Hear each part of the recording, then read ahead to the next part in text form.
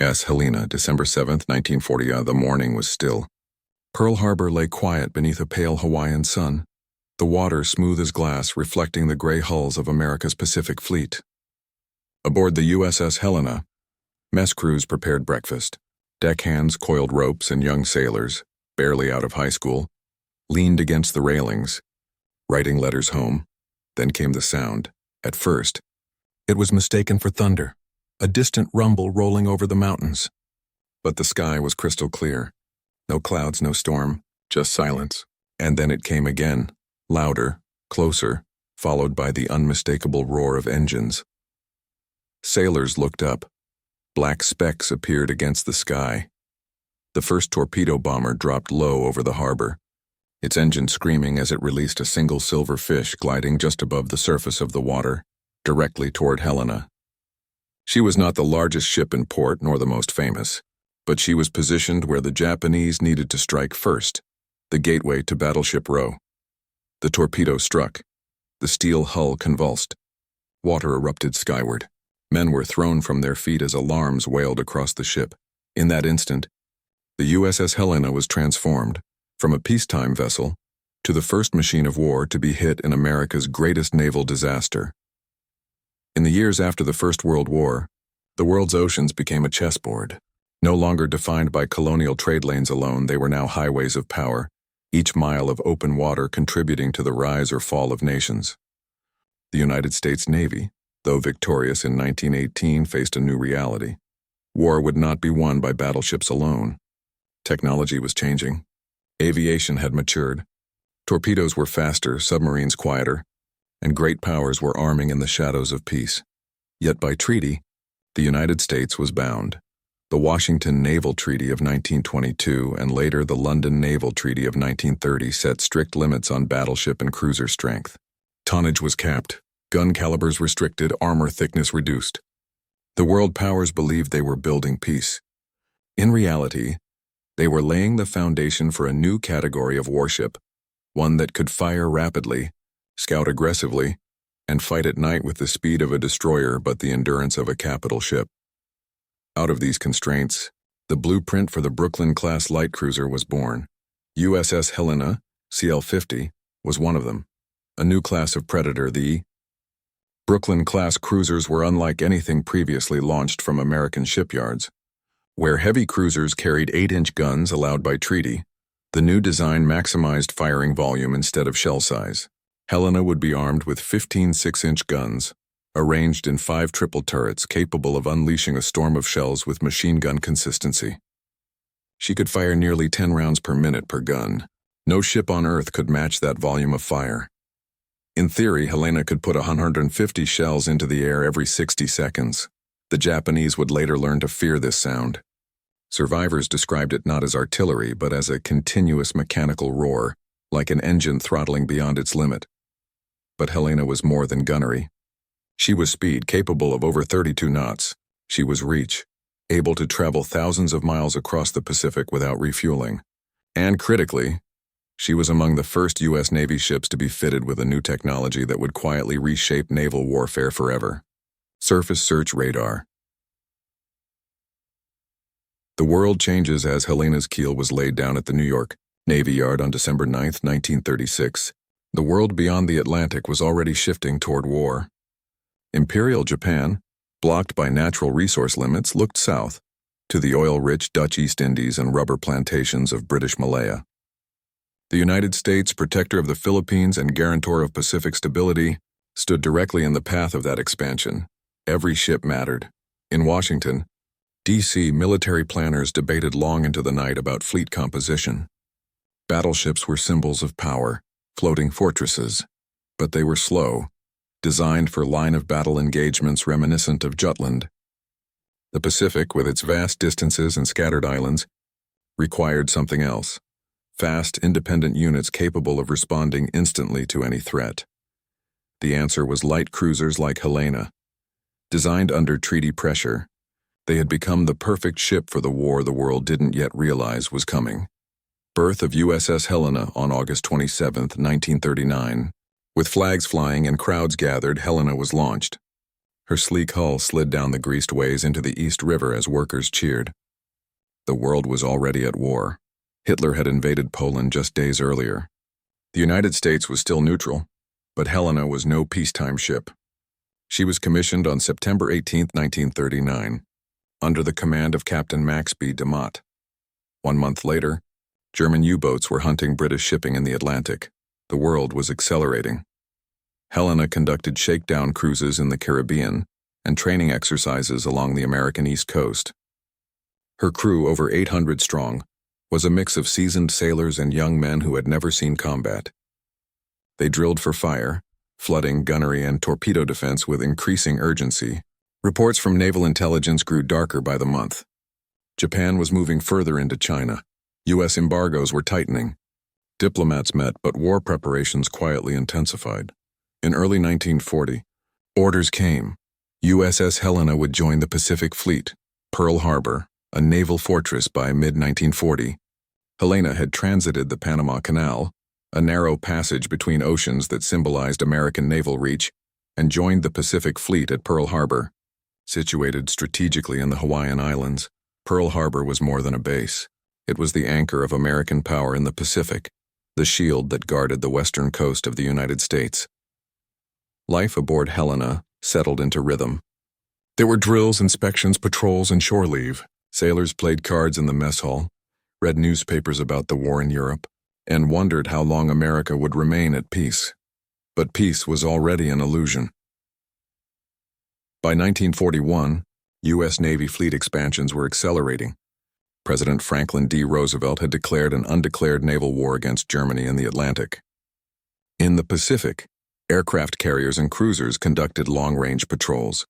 Japanese diplomats smiled across negotiation tables in Washington while, in secret, Japan's Imperial Navy rehearsed bombing runs over a full-scale model of Pearl Harbor. USS Helena was moored on the southeast side of Ford Island, a position that inadvertently placed her directly in the path of the first wave of torpedo bombers. She was not the primary target. That was her neighbor, the battleship USS Pennsylvania. But Helena's sleek profile and modern systems made her a high-value asset. The Japanese had studied her. They knew her capabilities, and they intended to neutralize her before she could fight back. A ship poised for war by December 1941, USS Helena was no longer simply a cruiser. She had evolved into a symbol of modern naval warfare, a fusion of rapid-firing guns, radar-directed targeting, and a crew trained to fight in darkness and chaos. She represented the future of sea combat, mobility, volume of fire, technological superiority. But as the sun rose over Pearl Harbor on that fateful morning, Helena was still waiting. Her guns were covered. Her systems were in standby. The calm water reflected a world still clinging to peacetime routine. In less than 1 minute, that illusion would be shattered. The torpedo that raced across the harbor surface toward Helena was not just an opening attack. It was the signal that her true purpose had arrived. Every man aboard, from the captain on the bridge to the machinist in the engine room, would be thrust into a war they had trained for but never yet seen. And as the explosion tore through her hull, USS Helena, the machine gun cruiser, was baptized not in ceremony, but in fire. America on the brink of war. The explosion that tore through USS Helena's starboard side did more than rupture steel. It marked the dividing line between two worlds. The world before the torpedo was governed by treaties, diplomacy, and illusions of peace. The world after it was defined by fire, urgency, and survival. As black smoke curled into the sky and men scrambled to battle stations, the USS Helena became part of something far larger than any single ship or crew. She was now a combatant in the most expansive naval war in human history, a war that had been brewing for years beneath the surface of global politics. A war years in the making in the 1930s. Japan pursued a grand aim, the creation of a self-sustaining empire across East Asia and the Pacific, free from Western influence. America's presence in the Philippines, Guam, and Hawaii stood directly in the path of that ambition. For years, the United States had attempted to restrain Japan's military expansion through sanctions and embargoes. In July 1941, President Roosevelt froze Japanese assets and placed an oil embargo on Japan, cutting off 80% of its oil supply. Japan had a decision to make. withdraw from conquest or seize the resources it needed by force. War was no longer a possibility. It was, in the eyes of Japanese leadership, inevitable. Strategic doctrine of the U.S. Navy before the war.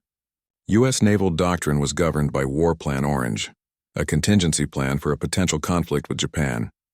It called for the Pacific Fleet to advance across the ocean, confront the Imperial Japanese Navy in a decisive battle, and force Japan into submission.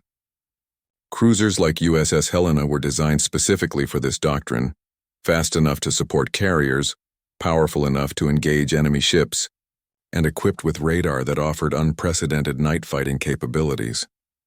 But War Plan Orange was based on one assumption: that the United States would have time to mobilize. Pearl Harbor shattered that assumption.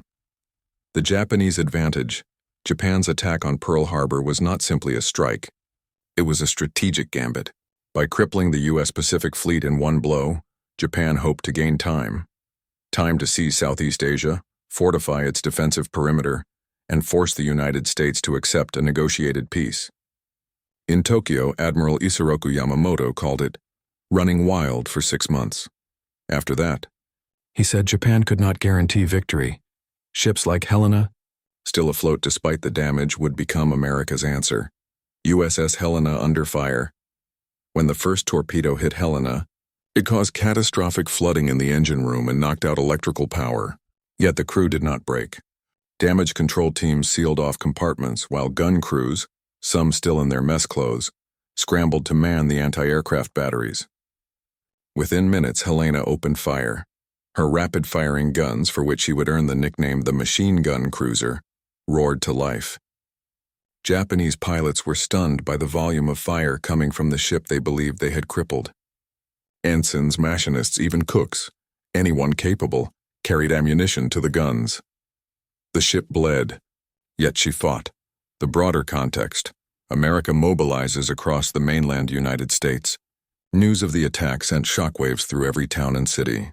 Factories that had been producing automobiles now received military contracts to build aircraft and ships. Thousands of young men rushed to enlist, but mobilization took time, and time was the one thing the U.S. Pacific Fleet did not have. In early 1942, the Imperial Japanese Navy swept across the Pacific. Hong Kong fell, Wake Island fell, the Philippines were under siege. The British battleships Prince of Wales and Repulse were sunk in open water, proof that air power now ruled the seas. Amid this crisis, USS Helena was repaired, refitted, and made ready to fight again. Reborn for war in early 1942, Helena departed Pearl Harbor for the West Coast to undergo full repairs at Mare Island Naval Shipyard. Her crew trained relentlessly during the journey. More guns were added. Radar systems were improved. Fire control systems were recalibrated for night combat. The lessons of Pearl Harbor were already being translated into steel and doctrine. Helena was no longer just a cruiser. She was the template for a new kind of naval warfare.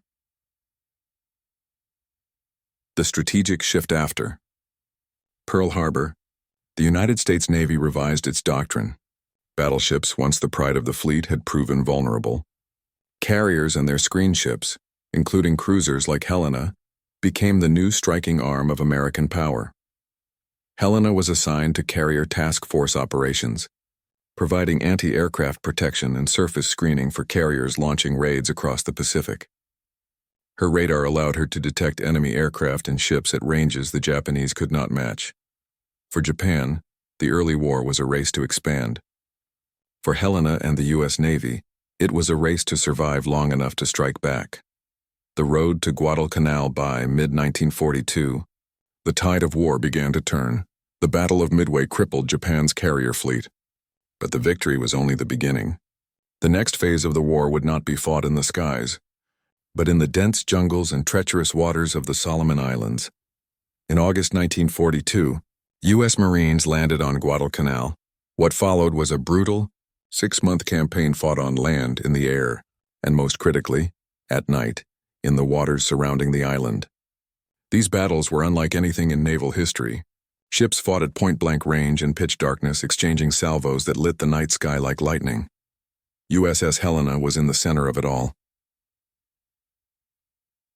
Helena's reputation grows. As part of Task Force 67, Helena engaged Japanese vessels in the Battle of Cape Esperance on October 11, 1942. Her radar detected Japanese ships before they were visible to the naked eye. Helena opened fire at 11,000 yards with radar-directed accuracy, unleashing a torrent of shells that stunned the enemy. To the Japanese, it was as if the night itself had come alive with gunfire. One Japanese survivor would later write, "It was not one ship firing. It was as though entire mountains erupted." This was the first time Japanese forces encountered a radar-directed cruiser in full combat. And it would not be the last. Helena had announced to the enemy that she had returned from Pearl Harbor not as a survivor, but as a hunter. Toward destiny, by early 1943, Helena had earned a reputation among both allies and enemies. She was the first ship to be fired upon in the Pacific War. She was among the first to return fire with radar-guided guns, and now, in the crucible of the Solomon Islands, she was being forged into one of the most lethal warships in the U.S. fleet. But with each victory came increasing danger. The Japanese were changing tactics. Torpedoes, long-range night attacks, suicide charges. Everything would soon be thrown at Helena in a desperate attempt to stop her. And in those coming battles, the machine gun cruiser would be pushed to the breaking point. Yet even as steel buckled and fires raged, her guns would never fall silent. The human and tactical dimension of war steel can carry guns. Engines can drive power. But warships are not truly alive until filled with people, each one carrying their own fears, their own hopes, and their own quiet calculations about life and death. The USS Helena was no exception. The human angle, life aboard the machine gun cruiser, long days at sea forged a rhythm that blurred one sunrise into the next. The Helena's crew woke before dawn, guided not by the sunlight through portholes. Most compartments were buried deep within the hull, but by the relentless routine of naval clocks. Mess halls filled with the sounds of metal trays hitting tables, powdered eggs served in silence, and coffee poured with the steady hands of those who had slept only an hour or two between shifts. There were no illusions among the men. Every sailor aboard Helena knew that at any moment, without warning, a general quarters alarm could rip through the ship and transform routine into chaos. They slept in hammocks or stacked bunks, often fully clothed, boots within arm's reach. Many wrapped life jackets around their legs at night, believing that if the ship were torpedoed, the extra flotation could keep them alive long enough to surface. They joked. They gambled. They wrote letters home to sweethearts and mothers, carefully choosing words that concealed the truth of their fear. There was laughter, but it was thin, edged with the knowledge that every mile sailed took them deeper into the range of enemy guns. Helena was not just a warship. She became a floating community, complete with barbers, chaplains, mechanics, cooks, radio operators, gunners, and lookouts. Each one was essential. Each one trained relentlessly. There was no room for weakness. Yet beneath discipline lay a psychological transformation. These were young Americans, many from quiet towns and farming communities who had never imagined firing weapons in anger. Pearl Harbor had erased that innocence. The men of Helena were no longer preparing for war. They were in it. Tactical angle, the most dangerous. Gun platform in the Pacific. The USS Helena was built for a single strategic doctrine: dominance through rapid, overwhelming firepower. Traditional naval battles had been fought using heavy guns at long range, relying on slow, devastating volleys. Helena broke that model. With 15 6-inch guns capable of blistering rates of fire, she was designed to drown enemy ships in steel before they could strike back. In naval exercises before the war, Helena's gunnery crews were able to fire with such speed that observers thought automatic weaponry had been installed. The Japanese would later nickname her the mad ship that spits metal. Helena was integrated into task force operations, guarding aircraft carriers by day and serving as the vanguard of night surface forces by night.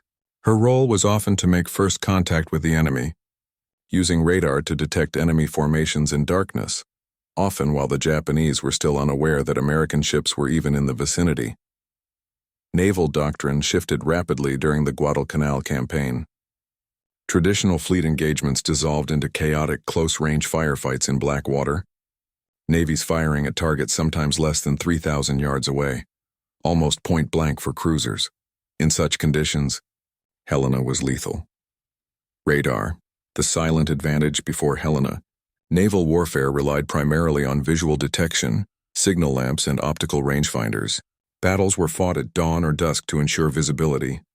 But Helena was fitted with one of the earliest generation of SG surface search radar, a breakthrough that allowed American ships to detect enemies in total darkness. The Japanese Navy had long trained for night battles, using their long-lance torpedoes to devastate enemy fleets under cover of darkness. But radar stripped them of that advantage. Helena could detect enemy ships long before they were visible. She could turn her turrets and open fire using radar-guided targeting systems, raining shells down on Japanese ships that had not yet seen her silhouette. This gave American commanders an unprecedented tactical edge. Helena became the fleet's eyes in darkness and its most aggressive weapon, a crew forged by fire. The psychological strain of this role was immense. Each time Helena entered enemy waters, her crew knew that theirs would be the first ship to open fire, and therefore the first to be fired upon in return. Every general quarters alarm could mean the beginning of a fight that might end in the cold black water of the Solomon. See, yet something remarkable happened aboard Helena. Fear transformed into fierce determination. They had survived Pearl Harbor. Many had watched friends die in boiler rooms and gun turrets as water flooded in. They had seen their ship buckle and burn, yet she had stayed afloat. That memory bound them together. The Helena crew came to believe, with almost spiritual conviction, that their ship could not be sunk, or if she was, that she would take the enemy with her. They began to call her not just the machine gun cruiser, but also the Lucky. Helena, command and decision-making Helenas. Commanders understood their ship's capabilities and its vulnerabilities. Captain Gilbert C. Hoover, one of Helena's early wartime captains, utilized her speed and radar to aggressively engage the enemy. Hoover believed that hesitation was death in naval war. His doctrine was clear: strike first, strike fast, overwhelm with fire. During the Battle of Cape Esperance, Helena's radar detected Japanese ships in the dead of night. Hoover ordered immediate fire without waiting for visual confirmation. Helena's guns opened at a rate never before seen in naval combat. Within minutes, a Japanese destroyer was obliterated. The enemy, stunned and confused, struggled to respond. This aggressive style became Helena's trademark. The emotional calculus of war below decks. Sailors listened to the gunfire above and felt the vibration through the hull. They knew that every shell they fired was not just metal, it was a lifeline. Victory meant survival. Hesitation meant death. Letters from Helena crewmen written during the Guadalcanal campaign reveal a collective mindset. We are not just fighting battles. We are holding the line for the entire Pacific. The pressures were not only physical but moral. Every decision made aboard Helena had consequences measured in lives. Gun captains made split-second calls. Damage control officers fought steel-melting fires and flooding while standing knee-deep in oil and seawater. Medics worked in dim, red-lit corridors, transforming mess tables into operating stations. Yet amidst it all, there was purpose. This was not a ship drifting in the vast emptiness of the Pacific. She was an engine of war, carrying the hopes of a nation still reeling from Pearl Harbor. Transition to a deadlier stage as 1942 gave way to 1943. The USS Helena had already engaged in some of the most ferocious naval battles of the war. Her reputation had spread across both fleets. The Japanese placed a special priority on sinking her. American sailors, inspired by her survival and strength, believed she would be the ship that never died. But destiny was drawing closer. The relentless pressure from Japanese naval forces intensified. Night battles were becoming more desperate. The Helena would soon enter engagements that would push every system, every sailor, every rivet beyond its breaking point. And in those dark waters of the Solomon Islands, the machine gun cruiser would unleash the full fury of her guns, knowing that the enemy was now coming specifically for her. In the months following her near-fatal encounter at Pearl Harbor, the USS Helena ceased to be just another vessel in the U.S. Pacific Fleet. She became a national symbol, a floating embodiment of American industrial momentum, rebirth, and vengeance. Newspapers printed her name in bold letters. Radio hosts began referring to her not as a ship, but as a statement. She was proof that the United States could absorb a devastating blow, repair faster than any nation in history, and return to sea stronger than before. Across the continental shipyards from Brooklyn to Mare Island, men and women in welding masks spoke of Helena with quiet pride. She was not the largest ship, nor the most heavily armored, but she was the first to fire back during the attack that changed the world. Her survival resonated deeply within the national consciousness. It was said that Helena did not recover from Pearl Harbor. She answered it. Her rapid repair and redeployment after the attack showcased the miracle of American wartime industry. Every day, 24 hours a day, heavy cranes moved thousands of tons of steel. Sparks rained like molten waterfalls from scaffolding towers. Rosie the Riveter's iconic image wasn't propaganda anymore. Every shipyard worker understood that Helena's rebirth was their work, made real. The public read articles boasting that Helena had been repaired in record time, with new radar sets, improved anti-aircraft batteries, and structural reinforcements that made her nearly unrecognizable from the ship that had been docked at Pearl Harbor. Hollywood seized upon her story. Newsreel footage of her sleek hull sliding from dry dock onto calm water was accompanied by triumphal narration. She was struck, but she did not fall. She was targeted, but she did not flee. America does not bow. America rebuilds. The film was shown before movies in thousands of theaters across the nation. Audiences erupted in applause, but beneath the patriotic fervor there was something deeper, almost spiritual. Helena became a guardian figure to the men of the Pacific Fleet. Sailors aboard other ships would point at her silhouette during dawn patrol and whisper, "That's the one that fired first at Pearl." They spoke her name as if invoking good fortune.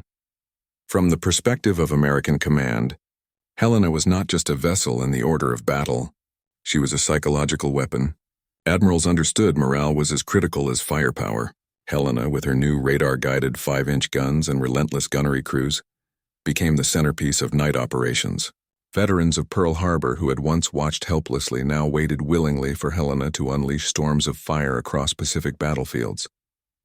Each engagement she survived added to her legend. Her presence altered plans. In the Solomons campaign of 1942-43, U.S. commanders would assign Helena to the most dangerous patrol routes, not only because she was effective, but because she was trusted. It was said by Admiral Richmond Turner, "When Helena is on station, we sleep easier." Those words circulated rapidly through the fleet. Even for men who never saw Helena up close, she represented certainty in an uncertain war. Yet, as her legend grew among Americans, a parallel myth began forming across the Pacific, one written not in newspapers, but in coded dispatches and desperate radio transmissions. The Japanese Imperial Navy did not view Helena as a symbol of American optimism. They saw her as a malignant force of precision destruction. Captured, Japanese intelligence reports from mid-1943 describe Helena as a cruiser of unusual radar ability and the enemy ship that brings thunder at night. Night battles in the Solomons had long been dominated by Japanese destroyers, whose crews were trained extensively in night optics and torpedo tactics. For the first time, they were being outmaneuvered, not by larger capital ships, but by a vessel like Helena, whose radar could see them in total darkness. One Japanese officer, Commander Hisashi Oyama, wrote in his diary after the Battle of Kula Gulf, "There is one American cruiser that fires at night as if the sun were shining. We fear its eyes, not its guns." For the Japanese, Helena's terrifying accuracy was not a miracle of industry. It was perceived as a ghost, an enemy that hunted them from beyond visual range. Another intelligence report, intercepted by Allied forces, revealed that Japanese commanders began instructing their captains to identify Helena based on the cadence of her firing pattern. She was firing so rapidly, so consistently, that she earned a name among Japanese sailors, the angry goddess of the Solomons. But fear alone did not define the Japanese view. They respected her too. In a report from the 8th Fleet Command, Helena was described as the most troublesome of the American light cruisers, and a directive was issued. If sighted, prioritize sinking her above all other enemy ships except carriers. That single order marked a profound shift. Helena was no longer just a threat, she was a strategic target. Her destruction was believed necessary to restore Japanese morale and reassert control over the Solomons. Meanwhile, within Helena's steel corridors, the crew began to feel a weight that no training manual had prepared them for. They were proud to serve aboard her, but they knew they were marked. Every time they went to battle stations, they understood that the Japanese were watching for them, waiting for them, designing plans specifically to destroy them. The crew did not fear death.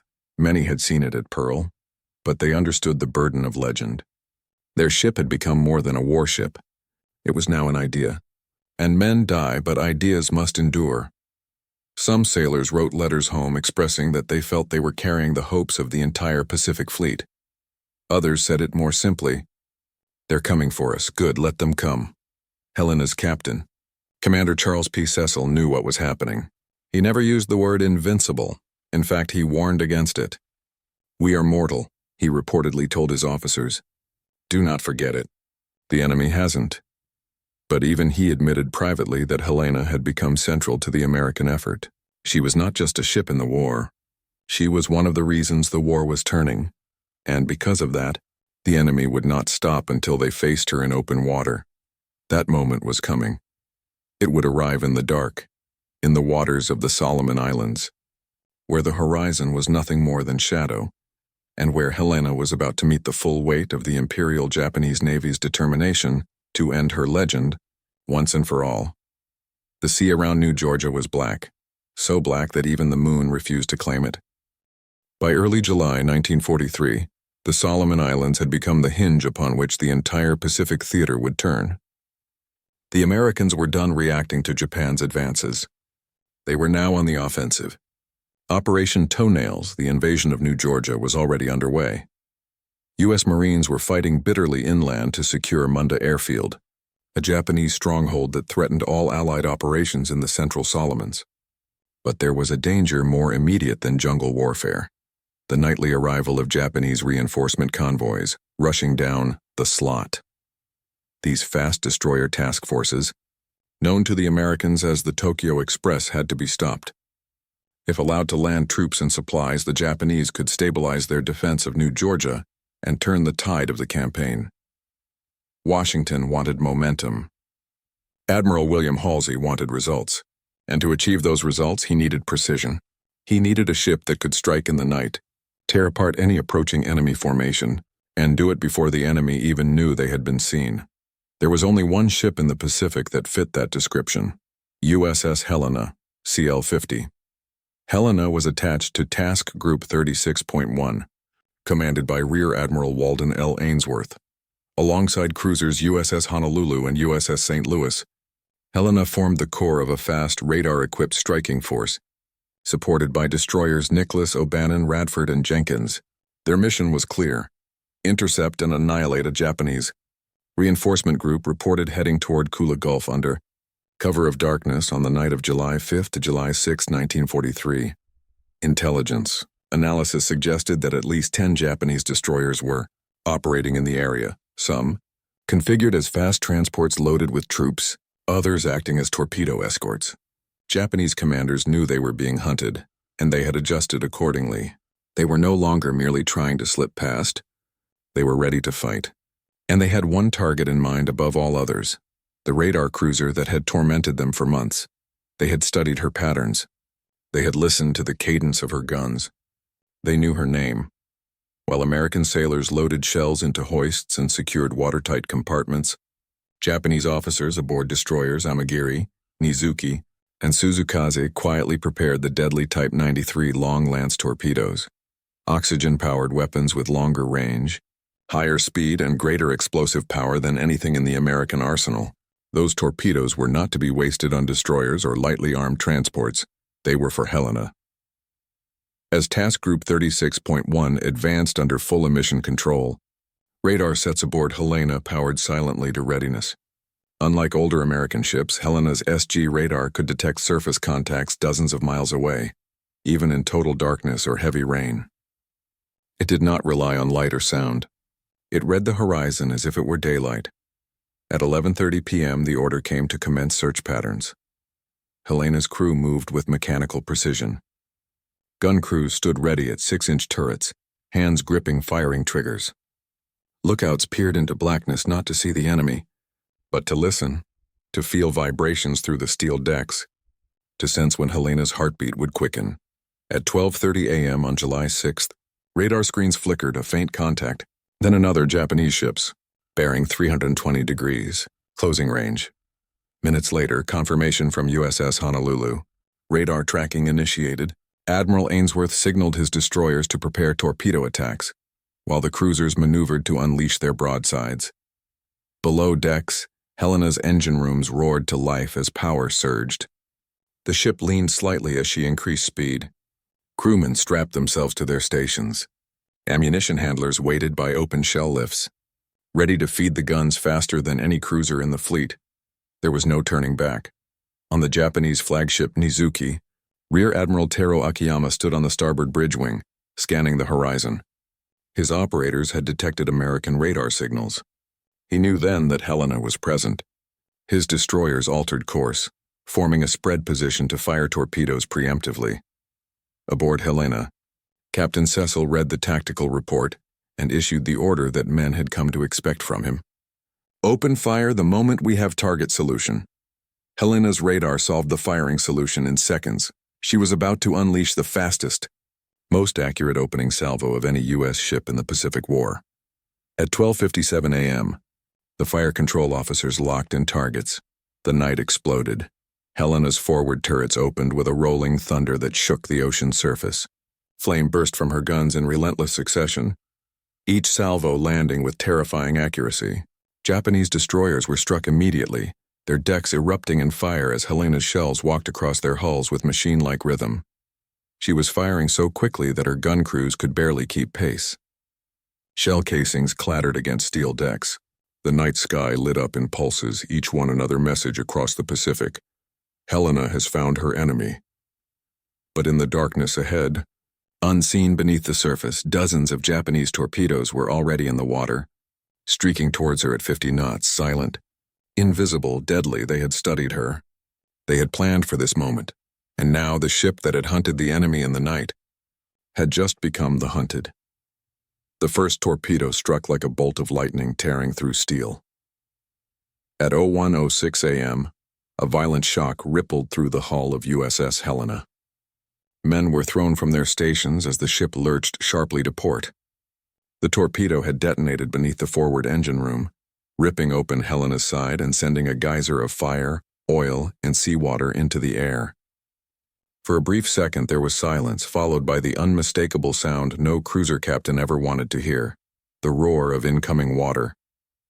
Before the crew could react, a second torpedo smashed into the port side, deeper, more catastrophic.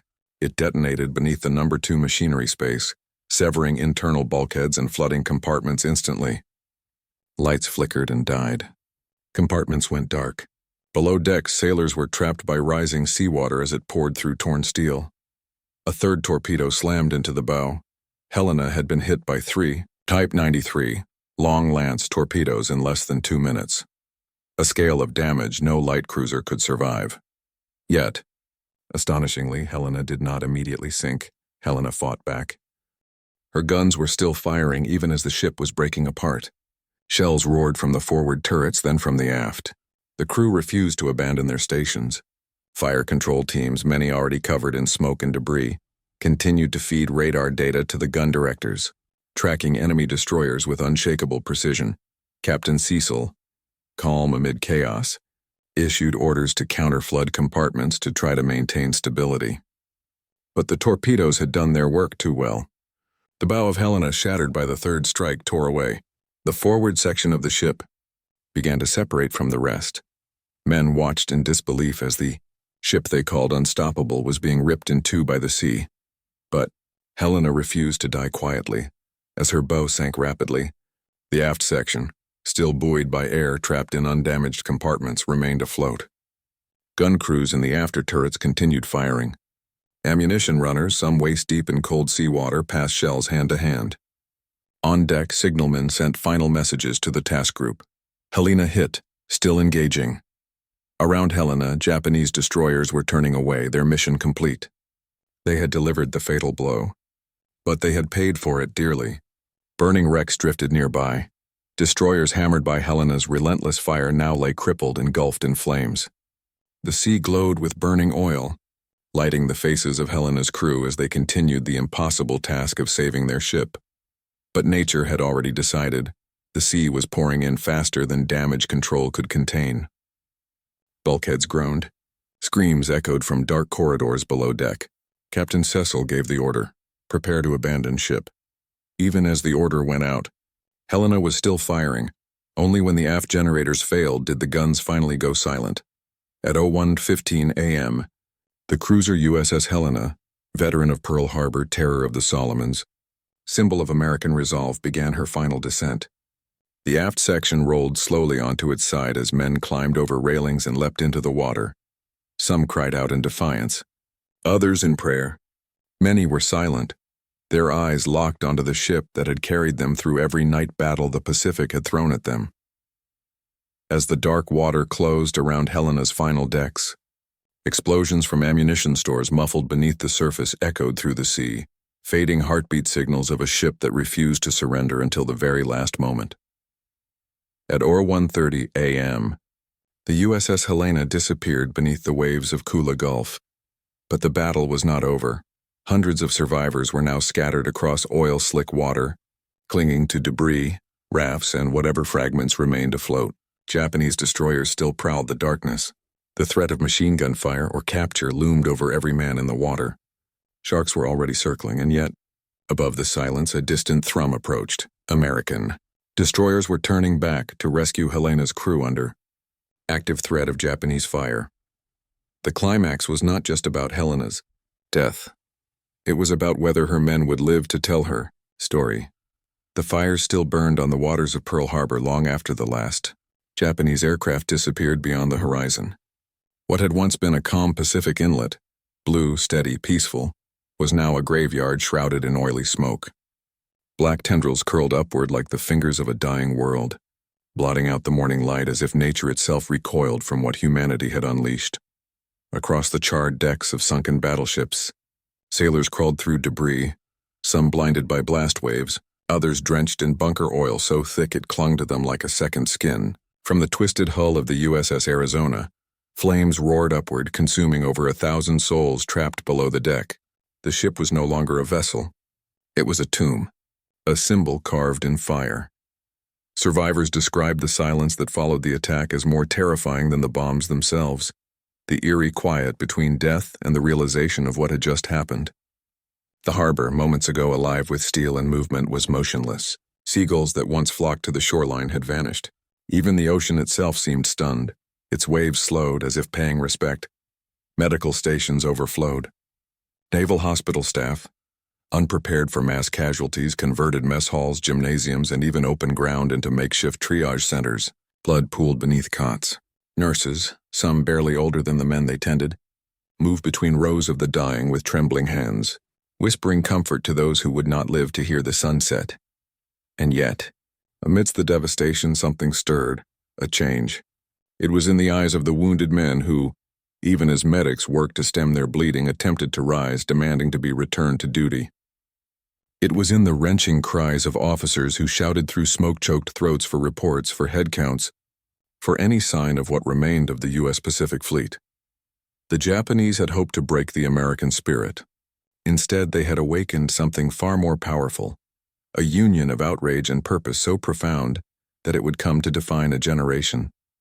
On the island's radio frequencies, messages crackled from command. This is not the end. This is the beginning of war. Across Honolulu, civilians lined up at recruitment stations. Men too old to fight offered transport. Teenagers begged to enlist. Housewives rolled bandages and delivered food to sailors. Priests held mass funerals in advance, knowing the death toll would only rise as bodies were recovered from the submerged ships. The harbor continued to burn. But now, above the flames, a new sound emerged, low at first, a murmur spreading across the base, then growing into a chant. It was not spoken aloud. It did not need to be. It was felt by every sailor, every officer, every American who listened to the bulletins broadcast across the nation. Remember Pearl Harbor. These words would become more than a rallying cry. They would become a destiny. The dead were not buried in silence. Their memory was forged into steel, into the rivets of new battleships, the wings of new bombers, the bullets loaded into rifles. Factories thousands of miles away roared to life within hours as if answering an ancient call. America had been attacked, and America would respond not with rage alone, but with a relentless force unlike anything the world had ever seen. Shall I continue directly into Aftermath? Part 2, The Global Shockwave and the Empire's Miscalculation? You said next. ChatGPT said, continuing Aftermath. Part 2 immediately, Aftermath. Part 2, The Global Shockwave across the world. Time itself seemed to pause as news of the attack traveled across telegraph lines, radio waves, and urgent diplomatic cables. In Washington, D.C., President Franklin D. Roosevelt, normally calm, steady, composed, sat in silence for several moments as military aides gave updates. The room was tense, the only sound the steady ticking of a wall clock. When Roosevelt finally spoke, his words were not shaken. They were sharpened, hardened. This will be a date which will live in infamy. These were not words of sorrow, but of transformation. The United States, long divided between intervention and neutrality, was now unified overnight by a single emotion that transcended politics: resolve. In London, Prime Minister Winston Churchill received the news with a complex expression. Not sorrow, but relief, even triumph. Years later, he would write, "I went to bed and slept the sleep of the saved and the thankful." To Churchill, Japan's attack on Pearl Harbor had accomplished what diplomacy had failed to do: bring the United States fully into the war. Britain would no longer stand alone. Across Germany, Adolf Hitler initially celebrated. In Tokyo, jubilant officers raised ceremonial cups of sake. Japanese newspapers printed headlines proclaiming the fall of American power in the Pacific. History would soon reveal the tragic miscalculation. Japan had not crippled the United States. It had awakened it. As Japanese Admiral Isoroku Yamamoto, architect of the attack, listened to early reports of success, his face remained unchanged. There were no signs of joy, no triumph. He reportedly murmured the words that would echo through the ash of future battles. "I fear all we have done is to awaken a sleeping giant and fill him with a terrible resolve." The giant awakens across the American mainland, factories converted overnight. Automobile lines were shut down and retooled for war production. Civilians donated pots, pans, and window frames to be melted into aircraft aluminum. Shipyards sprang to life with a speed that stunned the world. New destroyers, cruisers, and aircraft carriers would be built in weeks, not months. In the Pacific, naval strategy shifted instantly. Battleships, once the pride of every navy, were now seen as relics. The new war would belong to aircraft carriers, submarines, and the brave pilots who would take the fight across the ocean. The Japanese believed America would negotiate. Instead, America mobilized. Psychological defeat and victory. Though the Empire of Japan celebrated the tactical success of the attack, its leaders failed to see what had already happened beneath the surface: a spiritual reversal. Before the attack, the American people were unsure, divided, hesitant. After the attack, they were unified, unstoppable. Every burning ship in Pearl Harbor became a beacon calling America to war. Every fallen sailor became a soldier in spirit, pushing the nation forward. Japan had won a battle, but in the process, they had lost the war of destiny. The call to arms, mobilization of a nation. The morning after Pearl Harbor, America was no longer a distant observer of global war. It was a nation transformed into a single war machine. Factories that once built automobiles, vacuum cleaners, and typewriters thundered with new life, forging engines for bombers, armor plates for tanks, and steel skeletons for warships. In steel mills from Pittsburgh to Chicago, the furnaces roared without rest. Sparks fell like molten rain. Men and women worked side by side, mothers, teachers, farmers, now wearing helmets and gloves instead of dresses and overalls. Every shift was a battle against time, every rivet a message to the enemy. We are coming. More than 16 million Americans would enlist in the armed forces. Recruitment offices overflowed. Men stood in lines stretching around blocks, some arriving before sunrise. They were not motivated by conquest, but by duty, by rage, by the memory of burning ships and drowned brothers. American industrial output, already formidable, began to exceed that of all Axis powers combined. It was not merely production. It was mobilization beyond anything seen in human history. The United States was not preparing for war. It was preparing for total victory. The fate of the Pacific Fleet. Within days, assessments of Pearl Harbor revealed a truth that shocked the Japanese High Command when they learned of it. The heart of America's Pacific Striking Force, its aircraft carriers, had not been present during the attack. USS Enterprise, USS Lexington, and USS Saratoga were at sea and survived untouched. The Japanese believed they had smashed America's naval power. In reality, they had only wounded a limb. The spine remained intact. American salvage crews went to work immediately. Divers cut through twisted hulls. Pumps cleared water. Engineers inspected damage beneath the surface, and one by one, ships that had been written off as lost began to rise again.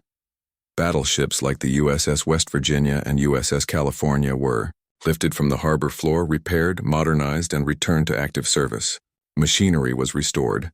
Guns reloaded. The very ships Japan believed destroyed would later join the offensive that turned the tide of war. A stunned journalist, witnessing the process, wrote, "It is not the ships that were resurrected. It was the spirit of a nation." The first counterblow, even as smoke still rose from Pearl Harbor, orders were being drafted for retaliation. The Doolittle Raid, an audacious plan to bomb Tokyo itself, was conceived not for tactical gain, but for psychological impact. America would send a message across the Pacific: you are not untouchable. 16 B-25 bombers would be launched from the aircraft carrier USS Hornet, something never attempted before. The mission was nearly suicidal. Every crew member volunteered. This moment marked the shift from defense to offense. The enemy had struck first. The United States would strike back harder again and again until the Pacific was reclaimed island by island, wave by wave, life by life. Rising to meet fate. As families hung blue and gold stars in their windows, symbols of sons gone to war or lost in battle, America's identity itself changed. Isolationism died. A new era of total national unity was born. Pearl Harbor was not just a military attack. It was a remaking of destiny. Global ripple in Japan's fatal miscalculation across the world, political shockwaves exploded in every capital. Pearl Harbor was not merely an attack. It was a detonation that rearranged the global balance of power. What began as a regional strike became the turning point that drew battle lines across continents. Germany declares war on the United States. 1. December 11, 1941, just 4 days after Pearl Harbor, Adolf Hitler stood before the Reichstag in Berlin and declared war on the United States. There was no treaty obligation requiring him to do so. Japan had not asked for it. It was a fatal decision made from arrogance and delusion. Hitler believed America was weak, deeply divided, incapable of mobilizing quickly. In reality, he had just united two industrial superpowers, Britain and the United States, into a single war machine with unlimited steel, oil, manpower, and technology. Winston Churchill recognized the enormity of this shift. In his private writings, he declared, "Now at this very moment I knew the United States was in the war, up to the neck and into the death." Hitler's fate was sealed. From that point, forward. The war was no longer a struggle for borders or territory. It had become a global conflict between tyranny and industrialized democracy. Japan's strategic nightmare begins. While Tokyo celebrated the victory at Pearl Harbor, Admiral Yamamoto, Japan's most brilliant naval strategist, saw the truth before others did. He knew Japan had not destroyed America. They had galvanized it. Japan lacked the industrial depth to win a prolonged war. Their oil reserves were limited. Their shipyards could not replace losses at the speed America could. Every Japanese victory after Pearl Harbor was a race against time, a race they had already lost the moment the first bomb fell on Battleship Row. The Allies' rise, the Soviet Union saw opportunity in Japan's diversion of forces southward. Britain, already battered in Europe, now had a powerful ally in the Pacific. Australia and New Zealand immediately placed their forces under U.S. command. China, still resisting Japanese invasion, became a vital partner in tying down Japanese armies on land. The Axis powers had counted on fear and division. Instead, they had unleashed unity on a scale never seen in human history. Pearl Harbor becomes a rallying cry within weeks. Remember Pearl Harbor echoed in factories, churches, military bases, and radio broadcasts. It was more than a slogan. It was a declaration that this war would not end in negotiation. It would end in total victory or total defeat. The machine of war begins to turn. American shipyards launched new vessels at astonishing speeds, Liberty ships in 42 days, destroyers in 30, aircraft carriers in less than a year. By 1943, the United States would outproduce Japan 5-1 in aircraft, 4-1 in ships, and 10-1 in fuel. Japan had started the war with precision. America would finish it with overwhelming force. Pearl Harbor was not the end of American naval power. It was the beginning of its unstoppable rise. The legacy of Pearl Harbor and the new age of naval warfare. The attack on Pearl Harbor did not simply change the direction of the war. It redefined the future of naval strategy forever. What had once been considered the ultimate symbol of sea power, the battleship, was now eclipsed by a new ruler of the oceans, the aircraft carrier. The death of the battleship era before Pearl Harbor.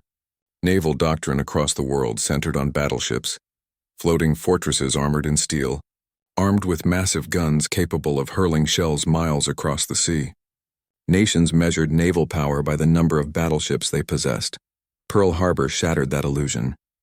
The Japanese assault had bypassed the battleship's heavy armor entirely, striking from the sky. Aircraft, not artillery, decided the fate of navies now. A ship could be sunk before it ever saw its enemy. Guns were obsolete if they could not reach the attacker. Within weeks, naval strategists around the globe rewrote decades of doctrine. Training shifted from gunnery to carrier operations. Naval academies began teaching fleet coordination based on air superiority, radar. Early warning systems and anti-aircraft tactics became as critical as armor plating. The rise of the carrier fleet. The carriers that escaped Pearl Harbor, Enterprise, Lexington, Saratoga, would become the beating heart of the Pacific counteroffensive. They were not just ships. They were floating airfields, capable of launching strikes hundreds of miles away, projecting power to any point on the ocean. The age of battleship duels had ended. The age of naval air dominance had begun. Pearl Harbor's technological legacy. The aftermath forced rapid innovation. Radar networks were expanded across the Pacific, enabling early detection of incoming attacks. Anti-aircraft technology advanced rapidly, with new rapid-fire guns and proximity-fused shells. Damage control techniques were revolutionized as engineers studied how ships burned and sank at Pearl Harbor and how to prevent it from ever happening again. Industrial shipbuilding entered a golden age, with America pioneering modular construction and assembly line methods at an unprecedented scale. Pearl Harbor did not just spur American production. It unleashed a technological race that would continue throughout the war and shape the Cold War era to come. The birth of American resolve, perhaps the greatest legacy of Pearl Harbor, was not found in steel, gunpowder, or doctrine, but in the spirit of the American people. Before the attack, the United States had been divided and uncertain. After the attack, it was united with a singular purpose: to win. No matter the cost, mothers sent their sons to war with pride. Children collected scrap metal for factories. War bonds shattered fundraising targets. Hollywood actors joined the front lines. Baseball stars traded stadium cheers for combat boots. Pearl Harbor had not intimidated America. It had awakened it. What Japan believed would end American influence in the Pacific became the very reason for its unstoppable rise across the globe. And in the heart of this transformation, rising from the oil-stained waters of Pearl Harbor, stood a ship that embodied this new era more than any other. A ship known for her speed, her firepower, and her refusal to die. USS Helena, the machine gun cruiser. The ship that would not sink. The vessel that would define the battles to come. the legend that rose from the ashes in the vast chronology of World War II, the battles, the leaders, the rising empires and crumbling regimes. There are moments that transcend the pages of history. They do not just describe what happened. They define why humanity made the choices it did. The attack on Pearl Harbor was one such moment. It was not merely the beginning of America's war. It was the end of illusion. It ended the belief that oceans could provide safety. It ended the idea that the United States could observe war from afar. And in that crucible of fire, a new force emerged, one that would ultimately reshape the fate of the modern world. But Pearl Harbor was not just a lesson in vulnerability. It was a testament to resilience. Ships burned, men died. The harbor itself seemed swallowed by smoke and flame. Yet from that very fire rose something stronger than steel, a national resolve that could not be sunk. And among the flames, one ship's story would come to symbolize this transformation more than any other.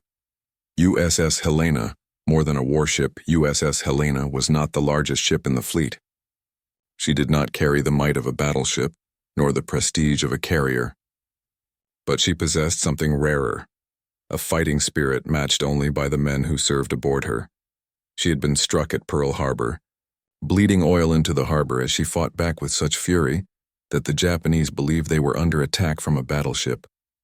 They called her the machine gun cruiser, not out of admiration but fear. In every engagement that followed, from Guadalcanal to Kula Gulf, Helena would fight with the same relentless defiance. She would take damage that should have doomed her. She would suffer casualties that should have broken her. And yet, like America itself, she refused to yield. Helena was not just a ship. She was a mirror.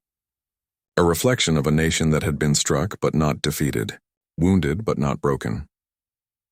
The human legacy years after the war, survivors of the USS Helena would speak not of glory nor heroism, but of duty. They remembered the sound of the guns, the shudder of the hull, the faces of shipmates who never returned. They remembered Pearl Harbor, not as the day everything ended, but as the moment everything began for them. And for the United States Navy, the war was not about revenge. It was about proving that tyranny, no matter how sudden its strike or how devastating its first blow, could not extinguish the will of a free people. The lesson history will never forget the end. Japan's attack did not break the United States. It awakened it. The Pacific would burn. Battles would rage from island to island. Thousands of lives would be lost. But every battle, every sacrifice, every turning of the tide could be traced back to a single moment in time, December 7, 1941, when the course of history was violently, irrevocably altered. Pearl Harbor did not signal the beginning of the end for America. It signaled the birth of a superpower. And out of that birth, forged in fire, sailed the USS Helena, the ship they called Machine Gun, the ship that would not die. The ship whose story would be remembered for generations as a symbol of resistance, rebirth, and ultimate victory. This is not merely the end of a story. It is the beginning of America's transformation into the arsenal of democracy, and the moment when fate itself began to turn against the Axis. History did not remember Helena because she survived. History remembered her because she fought on, even when survival was no longer possible.